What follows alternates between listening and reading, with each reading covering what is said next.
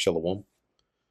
First and foremost, I want to give all praises, honor, and glory to Yahweh, Bahasham, Yahweh Shai, Bahasham, Bracha Kudash. Double honors to the elders and the apostles of Great Millstone, and peace and blessings to the elect. And today we're going to go into the book of Exodus, the 19th chapter.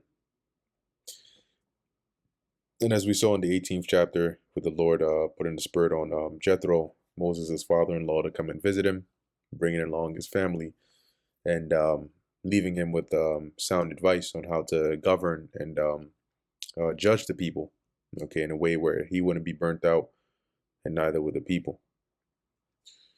In the 9th month, when the children, in the 3rd month, when the children of Israel were gone forth out of the land of Egypt, the same day came they into the wilderness of Sinai. For they were departed from Rephidim, and were come to the desert of Sinai, and had pitched in the wilderness, and there Israel encamped before the mount. And see if I can pull this up again. Let me just type here wilderness sin map. There you go. There you go. Where was it? Where was it? Where are you? It's one that I had earlier, but nowadays it's difficult to find some good ones out here. I really like that map. It's a good map. All right, I suppose we can just settle for maybe this one here. Okay. So they've encamped about the mount. This is the very mount that the Lord appeared to Moses on before he went back into Egypt, and told him that this is where he would bring the Israelites back to. Verse 3, and Moses went up unto God, and the Lord Yahweh called unto him out of the mountain, saying, Thus shalt thou say to the house of Jacob, and tell the children of Israel, Ye have seen what I did unto the Egyptians, and how I bare you on eagle's wings, and brought you unto myself. And the phrase bearing you on eagle's wings, we know that wasn't literal, but it's a metaphor to represent how the Lord swiftly delivered us out of Egypt and brought us unto himself. Now therefore, if ye will obey my voice indeed, and keep my covenant, then ye shall be a peculiar treasure, a special treasure, unto me above all people, for all the earth is mine. So the Lord, as he said, the whole earth is his, right? He owns it all. He owns everybody, but we would stand out. We would be a special people, separated from all the rest, above, okay? Separated to be above all the other nations on the planet, all right? If we keep his covenant. And ye shall be unto me a kingdom of priests and an holy nation, all right? And so as a whole, the Lord would view us as, this, if you looked at the entire planet, right, with all these different nations, we would be likened onto that priestly nation. And the priests are the closest unto the Lord. Hence, you have the tribe of Levi, which are, which of whom come the priests. And the name is what? Lawyer, joined unto me. So, as it says, an unholy nation, meaning we would be sanctified and separate from every other nation. These are the words which thou shalt speak unto the children of Israel. So the Lord calls Moses. He tells Moses, this is the intro contract, right? The beginning that I want you to go and tell the children of Israel. That if indeed you will obey me, you follow my covenant, you agree to this deal, then you're going to be my special people, and I'm going to make you above everybody else.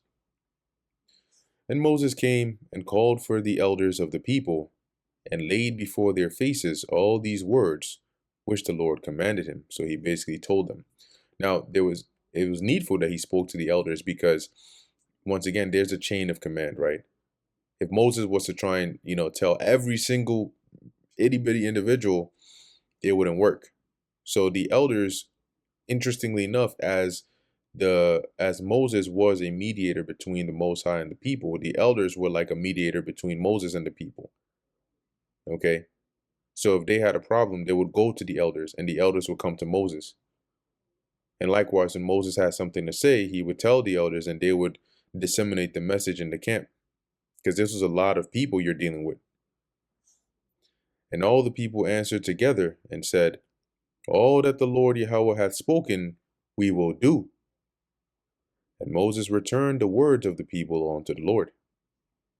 And the Lord said unto Moses, lo, I come unto thee in a thick cloud, that the people may hear when I speak with thee, and believe thee forever. So basically, prepare yourself, because I'm going to make my appearance in the presence of the people, and they can hear my voice, and they can see that I'm speaking with you, and they can hear what I'm saying, and so that they'll know, all right, Moses is not hallucinating, he's not making it up. This definitely isn't coincidence. And Moses told the words of the people unto the Lord Yahweh. And the Lord said unto Moses, go unto the people, and sanctify them today and tomorrow, and let them wash their clothes. So sanctify them, meaning instruct them, to abstain from anything that would make them unclean, right? And to make themselves clean, to wash themselves, to wash their clothes, and to be purified, and be ready against the third day. So by the third day, they should be ready and sanctified. For the third day, the Lord Yahweh will come down in the sight of all the people upon Mount Sinai. So they would see the presence of the Lord upon that mount. And thou shalt set bounds unto the people round about. So you're going to set boundaries around this mountain. So nobody, right, saying, take heed to yourselves, to the people, that ye go not up into the mount, or touch the border of it. Whosoever toucheth the mount shall surely be put to death. Because ain't no, you just don't do that, right? If the presence of the Lord is there, the only ones that he calls are the ones that are allowed to be in that presence. You can see it, but as he told Moses, and this was sternly too, you make sure that they understand, because they're already hard-headed as it is. Make sure they understand not to come close, because Jake, they'll get curious. Oh, what's going on over there? Oh shit, yo, what's that about? And then go and try to cross that or touch it, they're gonna die. There shall not an hand touch it, but he shall surely be stoned or shot through. Shot through meaning with an arrow. That's the punishment for anybody that disobeys this order. Whether it be beast or man, it shall not live. When the trumpet soundeth long, they shall come up to the mount. So that will be the signal. When you hear that loud and long sounding trumpet, then you come and come around to see. And Moses went down from the mount unto the people, and sanctified the people, and they washed their clothes. And he said unto the people, be ready against the third day, come not at your wives. And what it means by that is don't have sex with your wives, because the act of sex actually does make you unclean, okay, temporarily, as the seed of copulation, leaves the the man, or it leaves your body. It makes you unclean. And that, when you go into the laws, it tells you that, it expounds a bit more on that. Verse 16, and it came to pass on the third day in the morning that there were thunderings, or thunders, and lightnings, and a thick cloud upon the mount, and the voice of the trumpet exceeding loud. So you imagine that? I mean, because you can imagine at this point, you probably have and this I'm speculating here, right? But just to paint a visual, you probably do have a literal cloud, but you likely have a chariot in it. And that's where you're getting the sound from. Just like today, you have a car, and the car has a speaker, and you can play things in it. So they're seeing lightnings, they're hearing thunder. There's this thick cloud covering the top of the mountain, and they're hearing this loud trumpet, this sound. Like the entrance of somebody very powerful making their way there. It says exceeding loud, so that all the people that was in the camp trembled. Not that they were shook in the temporary or a light sense. They trembled. They were like afraid because of how loud it was, and seeing all of those things. And Moses brought forth the people out of the camp to meet with God, and they stood at the nether part of the mount.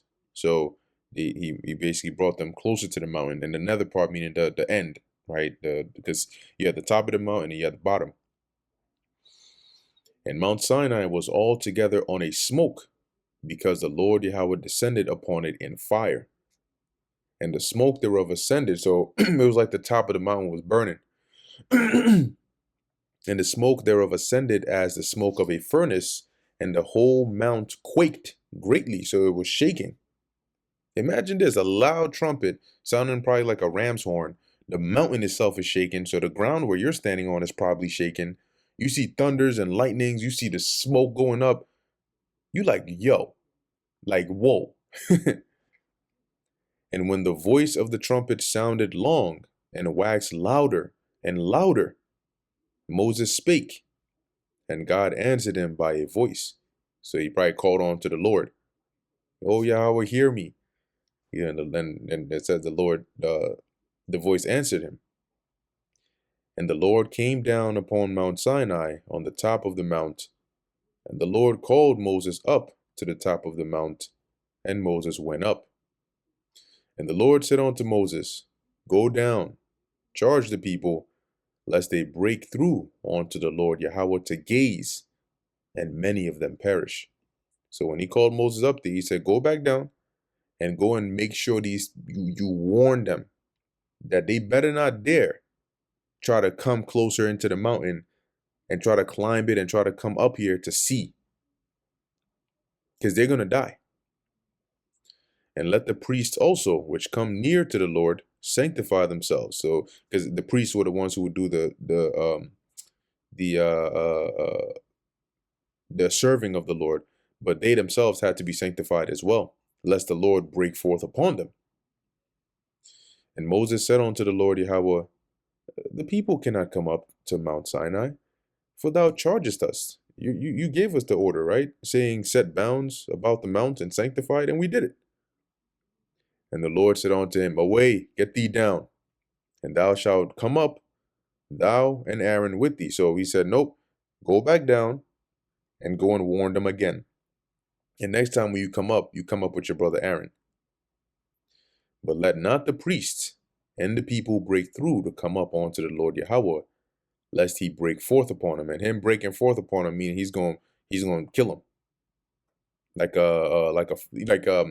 If you see, imagine the visual of being at a gas station, and then say like a fire, a lighter or something drops and catches the trail of that gas, and eventually it burns and burns and burns, and then it hits where the main, I don't want to call it powder keg, but the main trigger is, and boom, out of nowhere it's just like a massive explosion, almost even like a grenade that goes off.